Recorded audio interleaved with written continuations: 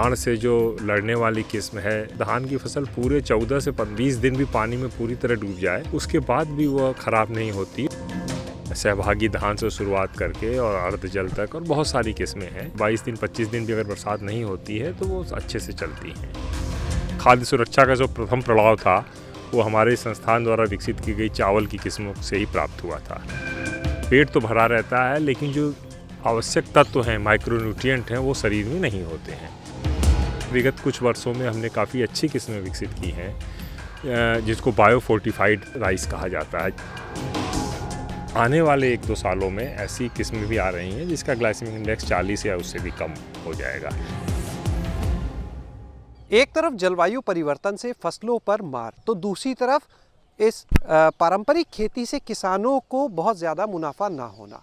लेकिन इन दोनों ही समस्याओं के समाधान पर इस समय काम कर रहा है international rice research institute Varanasi. हमारे साथ में समय संस्थान के निदेशक डॉक्टर सुधांशु सिंह जी हैं। जलवायु परिवर्तन का जो समय है तो वैसे में कौन सी किस्मों पर संस्थान काम कर रहा है, किस तरह का काम कर रहा है कि किसानों को उससे फ़ायदा हो सके?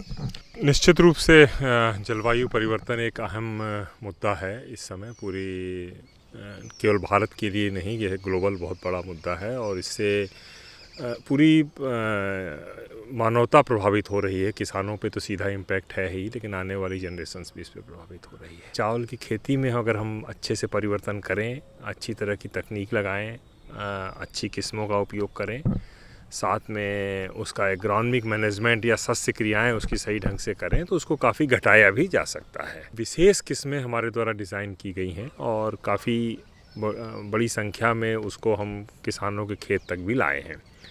उदाहरण के स्वरूप में मैं बाढ़ से जो लड़ने वाली किस्म है, सबवन बोलते हैं उसको, स्वर्ण, जो कि हमने कई बड़ी बड़ी किस्मों में के साथ मिलकर तैयार किया हुआ है।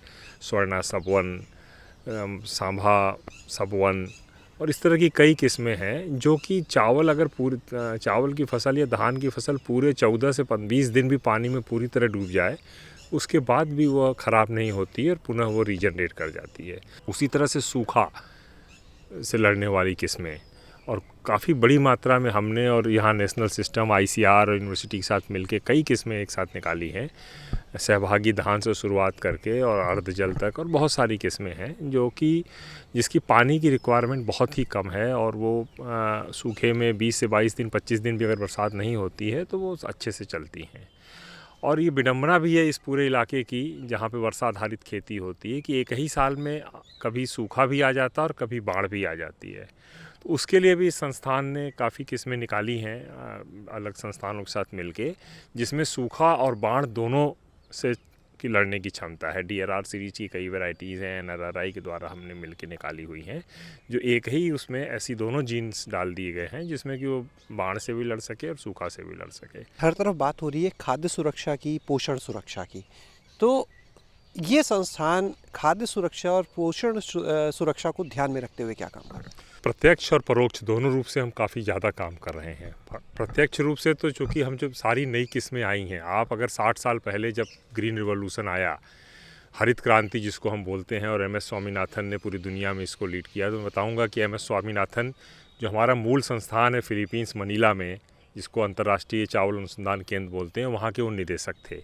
और उसी समय IR8 और वो सारी नई नई किस्में आईं जिन्होंने चावल का उत्पादन 2 टन से बढ़ा के सीधे 6 से 7 टन कर दिया और इतनी बड़ी जो पॉपुलेशन है उसको भुखमरी से और उसको कम अन्न की समस्या को दूर किया। तो निश्चित रूप से खाद्य सुरक्षा का जो प्रथम पड़ाव था वो हमारे संस्थान द्वारा विकसित की गई चावल की किस्मों से ही प्राप्त हुआ था। दूसरी समस्या जो विकसित हुई वो कुपोषण की थी कि पेट तो भरा रहता है लेकिन जो आवश्यक तत्व हैं, माइक्रोन्यूट्रिएंट हैं, वो शरीर में नहीं होते हैं। उससे लड़ने के लिए विगत कुछ वर्षों में हमने काफ़ी अच्छी किस्में विकसित की हैं जिसको बायोफोर्टिफाइड राइस कहा जाता है। जैसे जिंक रिच राइस होता है जिसमें जिंक की मात्रा काफ़ी अधिक होती है, आयरन रिच राइस है जिसमें लोहे की मात्रा अधिक होती है। तो इस तरह से नई नई किस्में आ रही हैं हमारे द्वारा जो कि जिंक, आयरन रिच और इस तरह की हैं। साथ में हम ट्रेडिशनल राइसेस पे भी काम कर रहे हैं जिसमें भी उनका उत्पादन बहुत कम होता है, तो उसको भी हम बढ़ा रहे हैं ताकि उससे भी खाद्य सुरक्षा में स्वाद के साथ, अरोमा के साथ खाद्य सुरक्षा में भी बल मिले। इस धान की खेती को क्लाइमेट फ्रेंडली के साथ में लाभदायक कैसे बनाया जाए, इसके बारे में बताइए। इसमें विशेष रूप से देखिए महत्वपूर्ण योगदान होगा हमारी जो विधियां हैं, जो जिस तरह की शस्य विधि हम अपनाते हैं, और वो केवल चावल के लिए नहीं बल्कि पूरे साल चावल और चावल के बाद जो फसल ली जाती है उसको यदि हम सही तरीके से उसका मैनेज करें और वो सारी फसलें लें, सही किस्मों के चुनाव से शुरू करके और सही तकनीक अपनाएं, मैकेनाइजेशन अपनाएं, तो हम अपनी खेती को बहुत हद तक प्रॉफिटेबल बना सकते हैं। चावल पारंपरिक रूप से रुपाई के द्वारा बोया जाता है, ज़्यादातर किसान उसको रुपाई करते हैं जिसमें नर्सरी लगाते हैं और खेतों में उसको बोते हैं।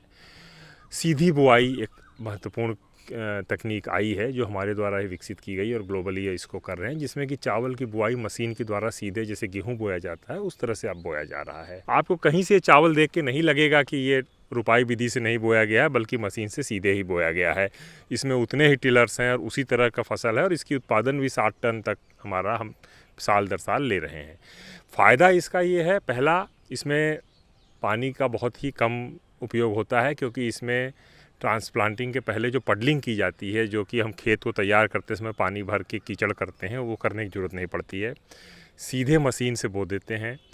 इसमें खरपतवार के दूसरे तकनीकी अपनाई जाती है ताकि खरपतवार का नियंत्रण हो सके और इसमें पानी भरने की ज़रूरत नहीं पड़ती है। इन सब कारणों से इसमें लगभग 30 से 40% तक मीथेन, 50% तक मीथेन का कम उत्सर्जन होता है। और ये केवल मीथेन ही नहीं, और उत्पादन भी लगभग उतना ही होता है जितना कि नॉर्मल विधि से, दूसरी विधि से चावल का उत्पादन होता है। लेकिन इसमें लागत काफ़ी कम आती है। 1 हेक्टेयर में 10 से 15 हज़ार रुपये कम लागत आती है, क्योंकि इसमें नर्सरी की ज़रूरत नहीं पड़ती है, रुपाई का खर्चा बच जाता है, पडलिंग का खर्चा बच जाता है और सीधे मशीन से बो देते हैं। DSR विधि में 15 दिन कम लगता है, जिससे कि गेहूं भी 15 नवंबर से 20 नवंबर तक आप लगा पाते हैं और समय पे पक जाने के कारण गेहूं का उत्पादन भी बढ़ जाता है। और इस तरह से जो किसान के साल भर का पूरा लागत है चावल और गेहूं की, उसमें उत्पादन भी बढ़ जाता है, लागत में कमी आती है और वो खेती लाभप्रद बन जाती है। यहाँ मैं बताना चाहूँगा कि अभी हमने सर्वे और रिसर्च के द्वारा ये स्थापित किया है कि अगर 15 नवंबर के बाद गेहूं बोते हैं और 1 दिन का लेट होता है तो प्रतिदिन 50 किलो प्रति हेक्टेयर गेहूं की उपज कम हो जाती है। जैसे आप 16 नवंबर के बाद अगर 17 नवंबर को गेहूं बोते हैं तो आपकी औसत उत्पादन में 40 से 50 किलो की कमी हो जाती है। तो आप सोचिए कि ये 15 दिन के फ़ायदे से आपके किसान को बिना कोई लागत लगाए, केवल समय अच्छे से कर लेने से ही उसकी लागत से उसका उत्पादन भी बढ़ता है, लागत भी कम होती है और दूसरा उसको अन्य कई भी फ़ायदे होते हैं। तरह तरह की मशीनें पे भी हम काम कर रहे हैं। ड्रोन पे हम यहाँ काम कर रहे हैं कि ड्रोन से हम सीधी बुआई कर सकें। जो स्प्रे होता है फर्टिलाइज़र का स्प्रे या पेस्टिसाइड का स्प्रे, वो सब हम ड्रोन की विधि से करें, काफ़ी कास्ट इफ़ेक्टिव है। तो इन सब तरीक़ों को करके, प्रोटोकॉल डेवलप करके, फार्मर के साथ काम करके वो तकनीकी विकसित कर रहे हैं ताकि उनकी लागत वास्तव में काफ़ी कम हो सके और किसान जो नॉर्मली लाभ कम कमा पाता है, धीरे धीरे उसकी खेती लाभप्रद हो सके। सर, धान की प्रजातियों में इन दिनों ग्लाइसेमिक इंडेक्स को लेकर बहुत चर्चा होती है। निश्चित रूप से देखिए, मैं बोलना चाहूँगा कि मैं इस अंतर्राष्ट्रीय चावल अनुसंधान केंद्र में पिछले लगभग 15 से 20 वर्षों से कार्यरत हूँ, लेकिन 25 वर्ष से मुझे डायबिटीज़ है, इसलिए चावल बहुत थोड़ा खाता हूँ या नहीं खाता हूँ। चावल पर रिसर्च करता हूँ, पूरी ज़िंदगी चावल में रहता हूँ, लेकिन खुद चावल अवॉइड करता हूँ। कारण क्या है कि चावल खाने से निश्चित रूप से आपका शुगर जो है आपके की बहुत तेज़ स्पाइक होती है, वो बढ़ता है। उसका कारण क्या है कि इसका ग्लाइसेमिक इंडेक्स लगभग 60-70 के बीच में जो किस्में हमारे पास अभी हैं उसका रहता है, तो उससे एकदम से आपका शुगर बढ़ता है। इस पे ईरी के वैज्ञानिक हमारे मनीला में और यहाँ आईसार के वैज्ञानिक पिछले काफ़ी वर्षों से काफ़ी महत्वपूर्ण काम कर रहे हैं और उन्होंने लगभग नई किस्में विकसित भी कर ली और नई तकनीक भी विकसित कर ली है, जिससे किसी भी किस्म का ग्लाइसेमिक इंडेक्स आगे चल के कम भी किया जा सकेगा। वो जीन भी लगभग खोज ली है जिससे कि ग्लाइसेमिक इंडेक्स नियंत्रित होता है। हमारे पास अभी ऐसी किस्में हैं जो 50, जिनका औसतन ग्लाइसेमिक इंडेक्स 50 से 55 के बीच में है और आने वाले 1-2 सालों में ऐसी किस्में भी आ रही हैं जिसका ग्लाइसेमिक इंडेक्स 40 या उससे भी कम हो जाएगा।